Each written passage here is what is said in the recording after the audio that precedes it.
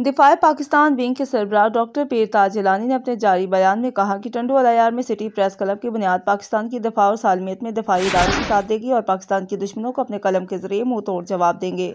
सदर city press club सरदार नियाज हुसैन खासकैली ने अवामी खदमत का जो बेड़ा उठाया है वो टंडू-अल-अयार की बाशऊर अवाम जल्द देखेंगे। सहाफत के अमली मैदान में इंशाअल्लाह तारीख रकम करेंगे।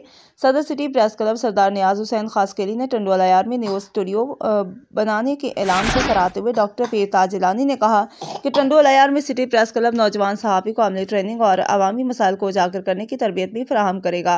मिसाली सहाफत अव्वलीन तरजीह होगी। सिटी प्रेस क्लब टंडू-अल-अयार की आवाम की आवाज़ आला इदारों तक पहुँचाने का जरिया बनेगा।